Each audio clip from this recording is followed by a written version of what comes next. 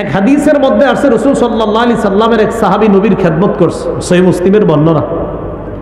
খেদমত করার পর নবী বললেন, সাল, তুমি আমার কাছে কিছু চাও। সাহাবী বুদ্ধি করে বললেন, ইন্নী আসআলুকা মুরাফাকাতাকা ফিল জান্নাহ, আমি জান্নাতে আপনার সাথে থাকতে চাই। রাসূলুল্লাহ সাল্লাল্লাহু আলাইহি সাল্লাম বললেন, আও গায়রা যালিক, তুমি কি এছাড়া অন্য কিছু চাও না? পায় না, আমি অন্য কিছু চাই না, আমি আপনার সাথে জান্নাতেই থাকতে চাই, জান্নাতে আপনার সাথী হতে চাই।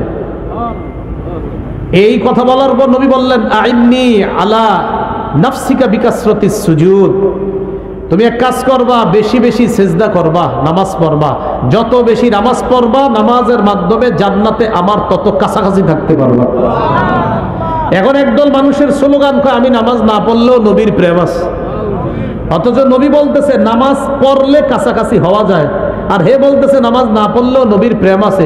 হাদিস থেকে কি শিখলাম? নামাজ পড়ে নবীর কাছাকাছি হওয়া যায় না নামাজ ছেড়ে? তাহলে এই স্লোগান যে বলবে যে নামাজ না পড়লেও নবীর প্রেম আছে, নিঃসন্দেহে এই স্লোগানটা এটা একটা প্রতারণা আর ধোঁকা ছাড়া অন্য কিছু না। নবী কয় নামাজ পড়ো, আমার কাছে আসো, হে কয় নামাজ না পড়লেও প্রেম আছে। আল্লাহ আমাদেরকে হেফাজত করে। তাহলে 2 নাম্বার ভয়াবহতা, যে ব্যক্তি বেদাতি কর্মকাণ্ড করবে রসুলের হাউজে কাউসার থেকে সে বঞ্চিত হবে। দলিল সহিহ বুখারীর 6583, 6584 নম্বর হাদিস।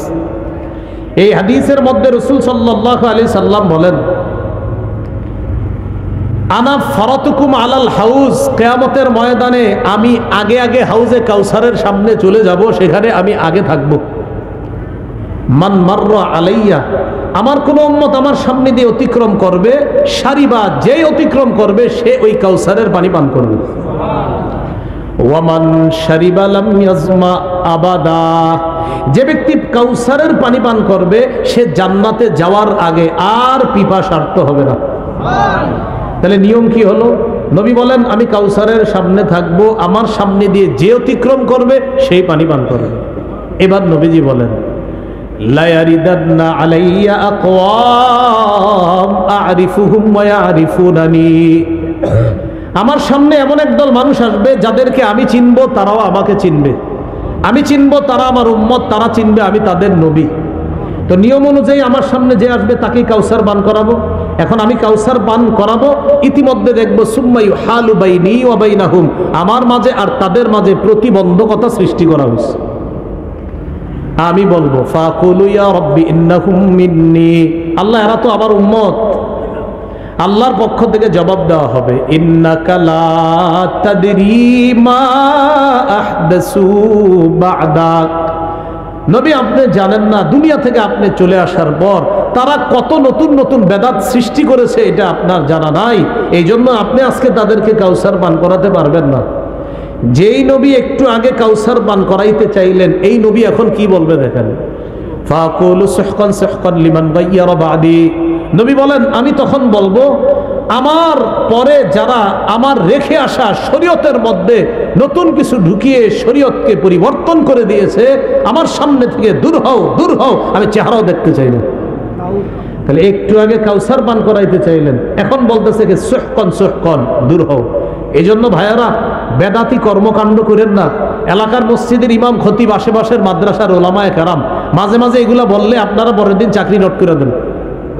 হ্যাঁ, পরের দিনই বলে হুজুর আসর নামাজ আর পড়ায় না কেন? আমার বাপদাদা 50 বছর এই কাজ করছে, আর আপনি আজকে কোত্থেকে আসছেন? হুজুরে আপনাদেরকে একটা সঠিক জিনিস বুঝাইছে, আপনি দলিল দিলেন আমার আব্বা গত 50 বছর করছে, কইরা মারা গেছে, আমিও গত 20 বছর করতেছি, এ হলো 70 বছর, আমার দাদা করে গেছে আরো 30 বছর, এ হলো 100 বছর, আর আপনি কোত্থেকে এসে বলতেছেন এটা বেদাত? হুজুর আসরের তার আইসেন না মসজিদ। জনাব মাহবুবুল আলম সাহেব, মেম্বার 9 নং ওয়ার্ড, উপদেষ্টা চর ইসলামপুর মাদ্রাসা, সহসভাপতি জনাব ইঞ্জিনিয়ার সুলাইমান, জনাব মুজাম্মেল, উপস্থিত হযরত উলামায়ে কেরাম, মুসলমান ভাইরা, মাইকের আওয়াজ যদ্দূর যাচ্ছে বিভিন্ন স্থানে অবস্থানরতা শ্রদ্ধেয় মা বোনেরা, বিসমিল্লাহ। আল্লাহ তাআলার দরবারে শুকরিয়া আদায় করছি, আল্লাহ আমাদেরকে এই মাহফিলে উপস্থিত হওয়ার তৌফিক দান করেছেন বলে আলহামদুলিল্লাহ। সূরা আলী ইমরানের 19 নম্বর আয়াত। রাসূলুল্লাহ সাল্লাল্লাহু আলাইহি সাল্লামের একটি হাদিস, কোরআনের আরো কিছু আয়াত আপনাদের সামনে পেশ করলাম। সূরা আলী ইমরানের 19 নম্বর আয়াতে আল্লাহ বলেন, ইন্নাদ-দীনা ইনদাল্লাহিল ইসলাম, আল্লাহর কাছে একমাত্র দিন হলো ইসলাম। অন্য আয়াতে আল্লাহ তাআলা বলেন, ওয়া ইয়াবতাগি গায়রাল ইসলামি দীনা, কেউ যদি ইসলাম ছাড়া অন্য কিছুকে দিন হিসাবে গ্রহণ করে, ফালাই ইউকবালা মিন, এটা তার থেকে গ্রহণ করা হবে না, কিছুতেই গ্রহণ করা হবে না। সূরা মাঈদার 3 নম্বর আয়াতে আল্লাহ বলেন, আল ইয়াউমা আকমালতু লাকুম দীনাকুম, আজ আমি তোমাদের জন্য তোমাদের দিনকে পূর্ণাঙ্গ করে দিলাম। ওয়া আতমামতু আলাইকুম নি'মাতি, তোমাদের উপর আমার নিয়ামত পরিপূর্ণ করলাম। ওয়া রাদিতু লাকুমুল ইসলামা দীনা, ইসলামকে তোমাদের জন্য দিন হিসাবে মনোনীত করলাম। তাহলে আমাদের জন্য যে ধর্মটা, যে দিন আল্লাহ মনোনীত করেছেন, এটা কি? ইসলাম। ইসলাম পালন করতে গিয়ে আল্লাহ তাআলা ইসলাম পালন করার জন্য আমাদেরকে একটা কিতাব দিয়েছেন, কোরআন। সূরা আনআমের 38 নম্বর আয়াতে আল্লাহ বলেন, মা ফাররাতনা ফিল কিতাবি মিন শাই, আমি এই কোরআনে কোনো কিছু লিখতে ছাড়ি নাই, কোনো কিছু লিপিবদ্ধ করতে ছাড়ি নাই, সব লিখছি। সূরা নাহলের 89 নম্বর আয়াতে আল্লাহ বলেন, ওয়া নাযালনা আলাইকাল কিতাবা তিবয়ানাল লিকুল্লি শাই, সব জিনিসের বিস্তারিত বর্ণনা দিয়ে কোরআন আমি আপনার উপর নাজিল করছি। এখন এই কোরআন কিভাবে মানতে হবে? এই কোরআনের মধ্যে আছে সূরা হাশরের 7 নম্বর আয়াতে আল্লাহ বলেন, মা আতাকুমুর রাসূলু ফাখুযুহু, রাসূলুল্লাহ সাল্লাল্লাহু আলাইহি সাল্লাম তোমাদেরকে যা দেন তা গ্রহণ করো। ওয়া মা নাহাকুম আনহু ফান্তাহু, যা থেকে নিষেধ করেন তা থেকে তোমরা বিরত থাকো। তাহলে বলেন তো, নবীর কথা গ্রহণ করা আর নবী যা নিষেধ করছে তা থেকে বিরত থাকা, এটা কার কথা? আল্লাহ। তাহলে নবীর কথা মানা মানিও আল্লাহর কথা মানা, কারণ আল্লাহ বলছে নবীর কথা মানো। সূরা নিসার 59 নম্বর আয়াতে আল্লাহ বলেন, ইয়া আইয়ুহাল্লাযীনা আমানু আতিউল্লাহ ওয়া আতিউর রাসূল, হে ঈমানদারগণ তোমরা আল্লাহর আনুগত্য করো, রাসূলের আনুগত্য করো। মনে রাখবেন, নবীর কথা এটাও ওহী, আল্লাহর কথাও ওহী। আল্লাহর কথা এটা হলো ওহী মাতলু, নবীর কথা ওহী গায়রে মাতলু। আল্লাহর কথা ওহী, এটা তেলাওয়াত করা হয়, নামাজে পড়া হয়। নবীজির কথা এটা ওহী গায়রে মাতলু, এটা তেলাওয়াত করা হয় না। নবীও তা বলেন যা ওহী হিসাবে নবীর কাছে আসে। একটু আমার সাথে বলেন, বলেন নবী তা বলেন যা নবীর কাছে ওহী হিসাবে আসে। এই কথা কোথায় আছে? সূরা নাজমের 3-4 নম্বর আয়াতে আল্লাহ বলেন, ওমা ইয়ানতিকু আনিল হাওয়া ইন হুয়া ইল্লা ওয়াহয়ু ইউহা, নবী নিজের পক্ষ থেকে কিছু বলেন না, নিজের থেকে নবীজি কিছু বলেন না, মন মতো কিছু বলে না। ওহী আসে, ওই ওহী অনুযায়ী নবী কথা বলে, যা ওহী হিসাবে আসে নবী তাই বলে দেন। আল্লাহর কথা তেলাওয়াত করা হয়, নবীরটা নামাজে তেলাওয়াত করা হয় না, এই হলো পার্থক্য। নবীর হাদিস যদি বাস্তবেই সেটা নবীর হাদিস হয়, এই হাদিসকে অস্বীকার করা কুফরি।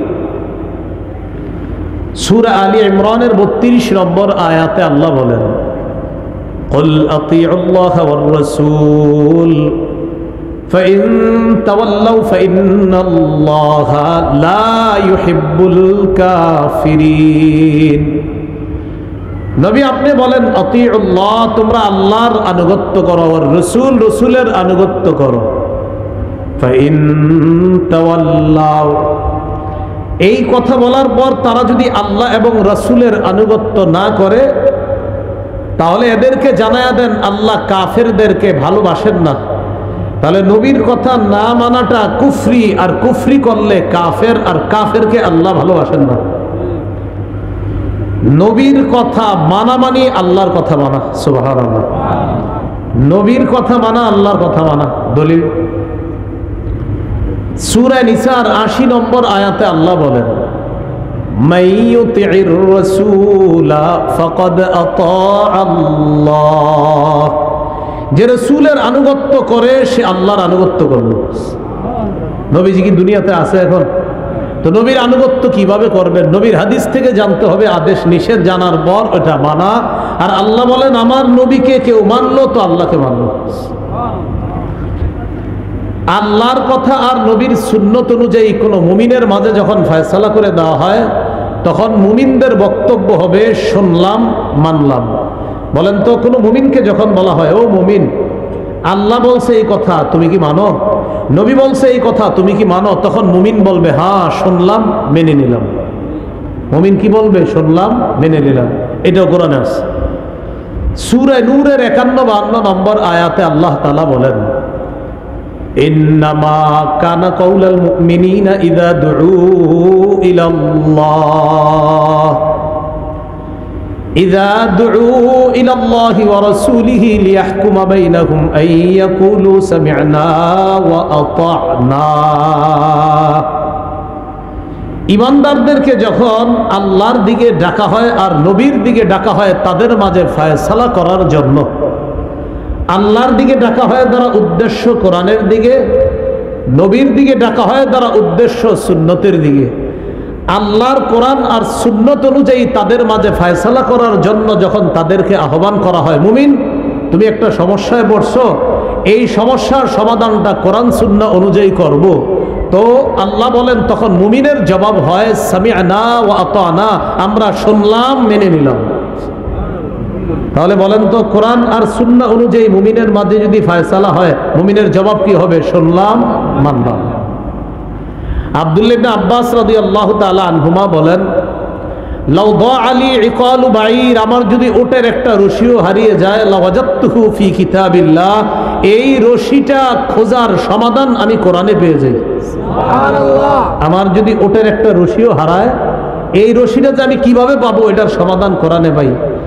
তাহলে এবার বলেন তো, কোরআন মানা আল্লাহর কথা মানা, হাদিস মানাও আল্লাহর কথা মানা। কারণ সূরা হাশরের ৭ নম্বর আয়াতে আছে, নবী যা দিয়েছেন তা গ্রহণ করো, যা থেকে নিষেধ করেন তা থেকে বিরত থাকো। কি বুঝতে পারলাম? আল্লাহর কাছে মনোনীত ধর্ম ইসলাম। ইসলাম পালনের একটা কিতাব আছে, এটার নাম কোরআন। আর ওই কোরআনই বলছে শোনো, এই কোরআনের ব্যাখ্যার সর্বশ্রেষ্ঠ ব্যাখ্যা হলো হাদিস, কোরআনের ব্যাখ্যা ওই হাদিস থেকে নিবা। বলেন তো, আল্লাহর কাছে মনোনীত ধর্ম কি? ইসলাম মানার জন্য কিতাবের নাম কি? কোরআনের মধ্যেই আছে কি মানতে হবে? হাদিস।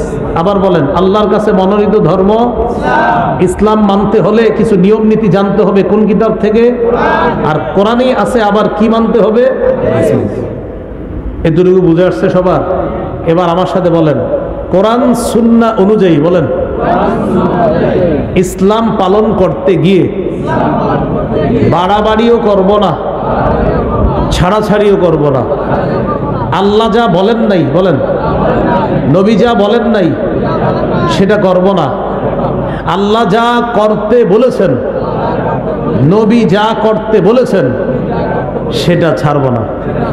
তাহলে যেটা করতে বলেন নাই সেটা কলার নাম বাড়াবাড়ি, যেটা ছাড়তে বলেন নাই এটা ছাড়ার নাম ছাড়াছাড়ি।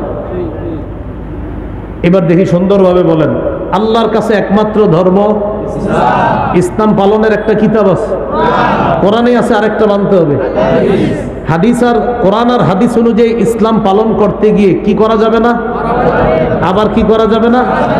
আল্লাহ যা করতে বলেন না এটা করার নাম বাড়াবাড়ি, নবী যা করতে বলেন না এটা করার নাম না, আল্লাহ যা করতে বলেন নাই, নবী যা করতে বলেন নাই, এটা করার নাম বাড়াবাড়ি। নবী যা ছাড়তে বলেন নাই, আল্লাহ যা ছাড়তে বলেন নাই, এটা করার নাম ছাড়াছাড়ি। তাহলে করবেন, দেখতে হবে আল্লাহ বলছে কিনা, ছাড়বেন, দেখতে হবে আল্লাহ ছাড়তে বলছে কিনা। যদি আপনি বাড়ায়া করেন, যদি আল্লাহ না বলছে এটা, তো আপনি বাড়াবাড়ি করলেন।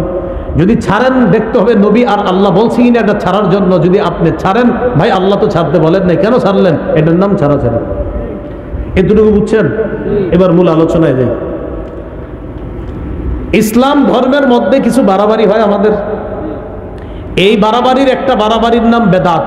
বলেন কি নাম? বেদাত। এই বেদাত বিভিন্ন ভাবে হয়। এর মধ্যে একটা বেদাত হলো কবরকে কেন্দ্র করে বেদাত। কাকে কেন্দ্র করে? যারা কবর কেন্দ্র করে বেদাত করেন তারাও ওয়াজটা শোনেন মন দিয়ে, যারা করেন না তারাও শোনেন। কবরকে কেন্দ্র করে কিছু বেদাত হয়, বাড়াবাড়ি। রাসূলুল্লাহ সাল্লাল্লাহু আলাইহি সাল্লাম বলেন, ইয়াকুম ওয়াল গুলুওয়া ফিদ্দীন, তোমরা দ্বীনের ব্যাপারে বাড়াবাড়ি করা থেকে বাঁচো। ফাইন্নাহু আহলাকা মান কানা ক্বাবলাকুম আল গুলুউ ফিদ্দীন, তোমাদের পূর্বেকার জাতি ধ্বংস করছে বাড়াবাড়ি করা। বাড়াবাড়ি করা থেকে তোমরা বাঁচো। তোমাদের পূর্ববর্তী জাতি ধ্বংস হয়েছে দ্বীনের ব্যাপারে বাড়াবাড়ি করার কারণে।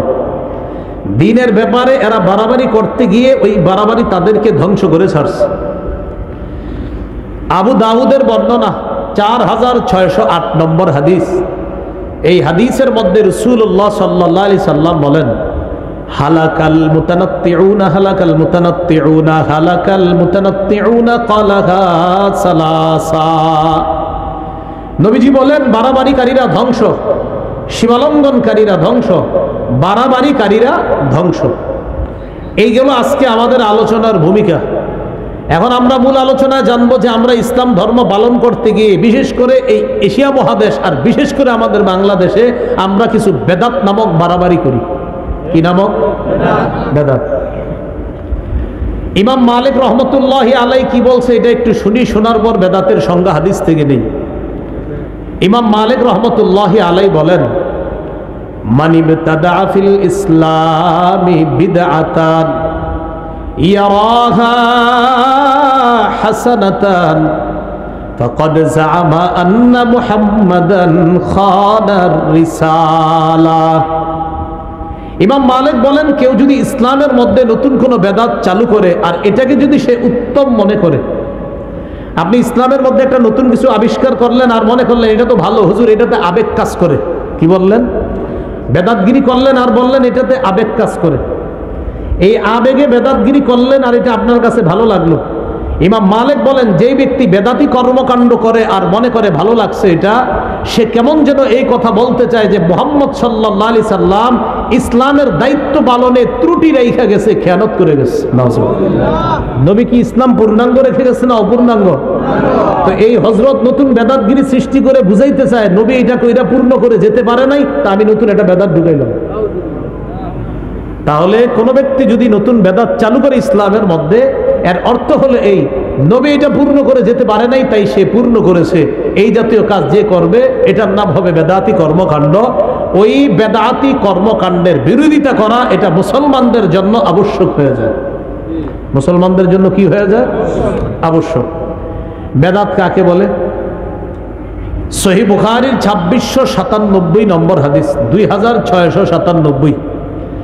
এই হাদিসের বর্ণনাকারী উম্মুল মুমিনিন আয়েশা সিদ্দিকা রাদিয়াল্লাহু তাআলা আনহা তিনি বলেন, ক্বালা রাসূলুল্লাহ সাল্লাল্লাহু আলাইহি ওয়াসাল্লাম, মান আহদাসা ফি আমরিনা হাযা মা লাইসা ফীহি ফাহুয়া রাদ্দুন।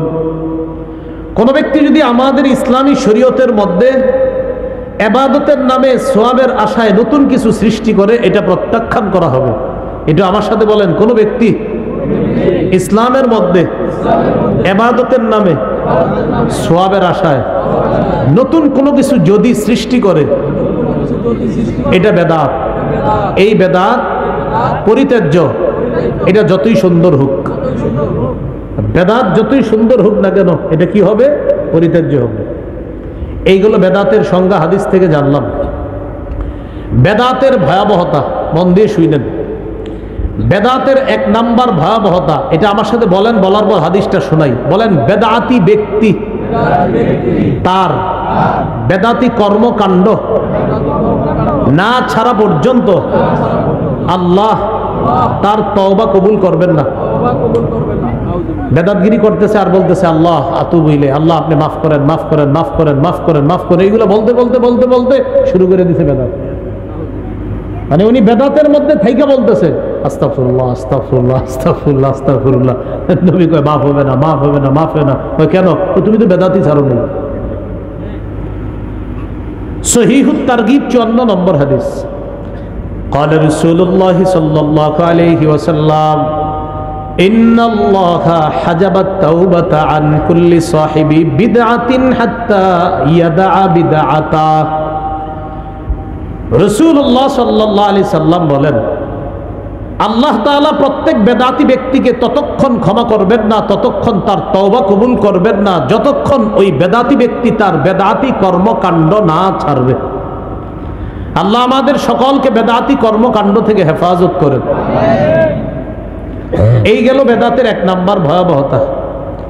বেদাতের 2 নাম্বার ভয়াবহতা, বলেন আমার সাথে, বেদাতি ব্যক্তি হাউজে কাউসার থেকে বঞ্চিত হবে, যতই আবেগ দেখাক। বর্তমান জামানায় বেদাত কর্মকাণ্ড চালায় এমন কিছু ব্যক্তিরা বলে, কয় নবীর প্রেমে কোনো দলিল লাগে না। কি বলে? আপনাদেরকে নাচাইবে, গাওয়াইবে, রঙাইবে, রাঙানোর পর বলবে, কয় ওহাবিরা বলে। কয় কি এভাবে বলবে? ওহাবিরা বলে, মানে আমগরে বুঝে আর কি, আমরা ওহাবি। যে ওহাবিরা বলে যে এটার দলিল কি? নবীর প্রেমে কোনো দলিল লাগে না। সামনে যারা থাকে তারা সবাই কয় ঠিক। সামনে যারা থাকে তারা কি বলে? ঠিক। নবীর প্রেমে কি লাগে না বলে দলিল। বিষয়টা কি সুন্দর হলো কথাটা? না। এক হাদিসের মধ্যে আসছে, রাসূল সাল্লাল্লাহু আলাইহি সাল্লামের এক সাহাবী নবীর খেদমত করছে, সহিহ মুসলিমের বর্ণনা। খেদমত করার পর নবী বললেন, সাল, তুমি আমার কাছে কিছু চাও। সাহাবী বুদ্ধি করে বললেন, ইন্নী আসআলুকা মুরাফাকাতাকা ফিল জান্নাহ, আমি জান্নাতে আপনার সাথে থাকতে চাই। রাসূলুল্লাহ সাল্লাল্লাহু আলাইহি সাল্লাম বললেন, আও গায়রা যালিক, তুমি কি এছাড়া অন্য কিছু চাও না? কয় না, আমি অন্য কিছু চাই না, আমি আপনার সাথে জান্নাতেই থাকতে চাই, জান্নাতে আপনার সাথী হতে চাই। এই কথা বলার পর নবী বললেন, আইন্নী আলা নাফসিকা বিকাসরাতিস সুজুদ, তুমি এক কাজ করবা, বেশি বেশি সিজদা করবা, নামাজ পড়বা। যত বেশি নামাজ পড়বা, নামাজের মাধ্যমে জান্নাতে আমার তত কাছাকাছি থাকতে পারবা। এখন একদল মানুষের স্লোগান, কয় আমি নামাজ না পড়লেও নবীর প্রেম আছে। অথচ নবী বলতেছে নামাজ পড়লে কাছাকাছি হওয়া যায়, আর হে বলতেছে নামাজ না পড়লেও নবীর প্রেম আছে। হাদিস থেকে কি শিখলাম? নামাজ পড়ে নবীর কাছাকাছি হওয়া যায় না নামাজ ছেড়ে? তাহলে এই স্লোগান যে বলবে যে নামাজ না পড়লেও নবীর প্রেম আছে, নিঃসন্দেহে এই স্লোগানটা এটা একটা প্রতারণা আর ধোঁকা ছাড়া অন্য কিছু না। নবী কয় নামাজ পড়ো, আমার কাছে আসো। হে কয় নামাজ না পড়লেও প্রেম আছে। আল্লাহ আমাদেরকে হেফাজত করে। তাহলে 2 নাম্বার ভয়াবহতা, যে ব্যক্তি বেদাতি কর্মকাণ্ড করবে, রাসূলের হাউজে কাউসার থেকে সে বঞ্চিত হবে। দলিল সহিহ বুখারীর 6583, 6584 নম্বর হাদিস। এই হাদিসের মধ্যে রাসূল সাল্লাল্লাহু আলাইহি সাল্লাম বলেন, আনা ফারাতুকুম আলাল হাউজ, কিয়ামতের ময়দানে আমি আগে আগে হাউজে কাউসারের সামনে চলে যাব, সেখানে আমি আগে থাকব। মান মাররা আলাইয়া, আমার কোন উম্মত আমার সামনে দিয়ে অতিক্রম করবে, সারিবা, যেই অতিক্রম করবে সে ওই কাউসারের পানি পান করবে। ওয়ামান শারিবা লাম ইয়াজমা আবাদা, যে ব্যক্তি কাউসারের পানি পান করবে সে জান্নাতে যাওয়ার আগে আর পিপাসার্ত হবে না। তাহলে নিয়ম কি হলো? নবী বলেন আমি কাউসারের সামনে থাকবো, আমার সামনে দিয়ে যে অতিক্রম করবে সেই পানি পান করবে। এবার নবীজি বলেন, লা ইয়ারিদান্না আলাইয়া আকওয়াম আ'রিফুহুম ওয়া ইয়া'রিফুনানি, আমার সামনে এমন একদল মানুষ আসবে যাদেরকে আমি চিনবো, তারাও আমাকে চিনবে। আমি চিনবো, তারা আমার উম্মত, তারা চিনবে আমি তাদের নবী। তো নিয়ম অনুযায়ী আমার সামনে যে আসবে তাকেই কাউসার পান করাবো। এখন আমি কাউসার পান করাবো, ইতিমধ্যে দেখবো সুম্মা ইউহালু বাইনি ওয়া বাইনাহুম, আমার মাঝে আর তাদের মাঝে প্রতিবন্ধকতা সৃষ্টি করা হয়েছে। আমি বলবো ফাকুলু ইয়া রাব্বি ইন্নাহুম মিন্নি, আল্লাহ এরা তো আমার উম্মত।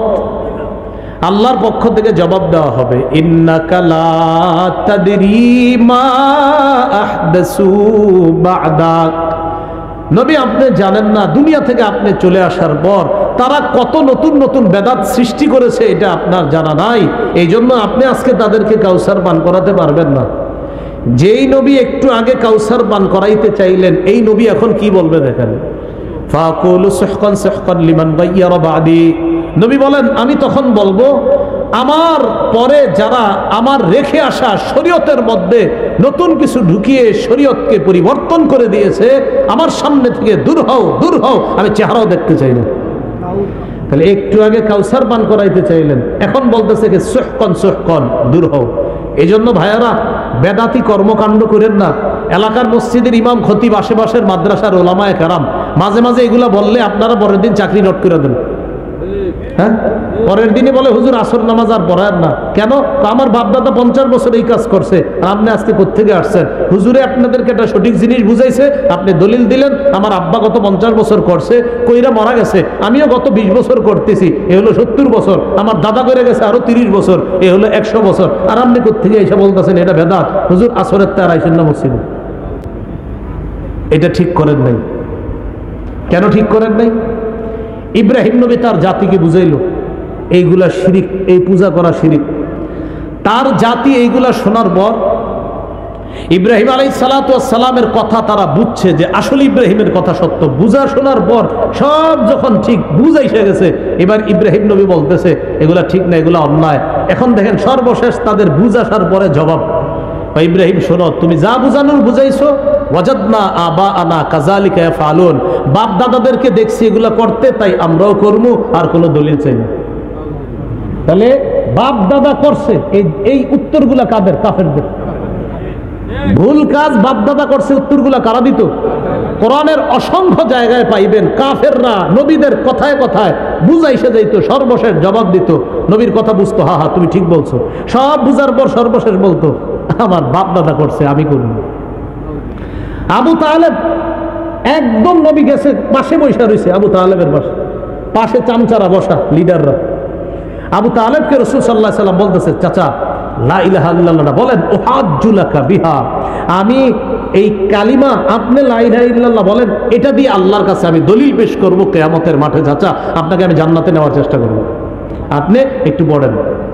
আবু তালেব বলল, ভাতিজা তোমার যে ধর্ম এটা সঠিক, এটা আমিও বুঝি, তোমার ধর্ম সঠিক এটা আমি বুঝি, তুমি সঠিক পথে আছো এটাও বুঝি, কিন্তু আমি যদি তোমার এই ধর্ম গ্রহণ করে মারা যাই, মানুষ বলবে ছি ছি, বাপ দাদার ধর্ম ছাইরা বাতিজার ধর্ম গ্রহণ করছে। তো কাকা এই জন্য ইখতারতু নার আলাল আর, আমি সম্মান বিসর্জন দিতে পারবো না, প্রয়োজনে আমি জাহান্নামের আগুন গ্রহণ করব, কিন্তু আমি এই সম্মান বিসর্জন দিতে পারবো না। তাহলে আব্বার ঐতিহ্য, দাদার ঐতিহ্য, এগুলা কাদের বক্তব্য? কাফের। তো ইমাম সাহেব এনে বুঝাইছে বেদাত, এই বেচারারে বলে হুজুর আসরের তে আর আইসেন না, এইগুলা করবেন না, তিনি আপনাকে জান্নাতের রাস্তা দেখায়, আর আপনি এগুলা বলতেছেন। আল্লাহ আমাদেরকে হেফাজত করেন। বেদাতের 3 নাম্বার ভয়াবহতা, যে ব্যক্তি বেদাতি কর্মকাণ্ড করে, বলেন আমার সাথে, যে বেদাতি কর্মকাণ্ড করে, যে বেদাতিকে আশ্রয় দেয়, উভয়ের উপর আল্লাহর অভিশাপ, ফেরেশতাদের অভিশাপ, সকল মানুষের অভিশাপ। 1 নাম্বার আপনি নিজে বেদাতগিরি করলেন, 2 কাউরে সুযোগ করে দিলেন যে আমার এই 3%, 4%, 5% জমিন দিয়ে দিলাম, আপনি এই জায়গায় একটা খানকা বানান আর বেদাতের সাপ্লাই দেন, কোনো সমস্যা নাই, আমার আব্বাও করছে, দাদাও করছে, আপনিও করেন, আপনি জায়গাটা দিয়ে দিলাম। এই যে আপনি জায়গা দিলেন বেদাতি কর্মকাণ্ড করার জন্য, আপনার উপর অভিশাপ, আর যে আশ্রয় দিলেন যারে, তার উপরও অভিশাপ তো আছে, সে বেদাতি কাজ করবে। আর আপনি যে জায়গা দিলেন, আপনার উপর অভিশাপ, যতদিন তওবা না করবেন অভিশাপ চলতেই থাকবে, আর এটা থেকে ফিরে না আসা পর্যন্ত আল্লাহ তওবা কবুল করবে না। দলিল সহিহ বুখারীর 3172 নম্বর হাদিস, রাসূলুল্লাহ সাল্লাল্লাহু আলাইহি সাল্লাম বলেন, মান আহদাসা ফিহা হাদাসা আও আওয়া মুহদিসা ফাআলাইহি লানাতুল্লাহ ওয়াল মালাইকাতি ওয়ান নাসি আজমাইন। যে ব্যক্তি বেদাতি কর্মকাণ্ড করে, যে কোনো বেদাতিকে আশ্রয় দেয়, তার উপর আল্লাহর অভিশাপ, ফেরেশতাদের অভিশাপ, দুনিয়ার সকল মানুষের অভিশাপ, নাউজুবিল্লাহ। কি শিখলাম ভাই? বেদাতি কাজ নিজে করব না, কোনো বেদাতিকে আশ্রয় দিব না, বলেন ইনশাআল্লাহ। বেদাতের 4 নম্বর ভয়াবহতা, বলেন আমার সাথে। একটা বেদাত কোন এলাকায় প্রতিষ্ঠিত হয়ে গেলে ওই এলাকা থেকে একটা সুন্নত আল্লাহ উঠায় নেয়। সেই সুন্নতটি কিয়ামত পর্যন্ত ওই জাতির কাছে আর ফিরিয়ে দেয় না। কোন এলাকায় একটা বেদাত প্রতিষ্ঠিত হবে, আল্লাহ একটা সুন্নত উঠায় নিবে, এই সুন্নত আর কিয়ামতের আগে ফিরিয়ে দিবে না। দলিল সুনানে দারিমি, ইমাম দারিমি রাহিমাহুল্লাহ হাদিস আনছেন মুকদ্দিমার মধ্যে 94 নম্বর হাদিস। قال رسول الله صلى الله عليه وسلم ما ابتدع قوم بدعة في دينهم إلا نزع الله من سنتهم سنة وفي رواية من سننهم سنة। কোন এলাকার মধ্যে কোন জাতি যদি তাদের ধর্মের মধ্যে একটা বেদাত চালু করে, এটা যদি প্রতিষ্ঠিত হয়ে যায়, আল্লাহ তাআলা ওই এলাকা থেকে একটা সুন্নত উঠায় আনে।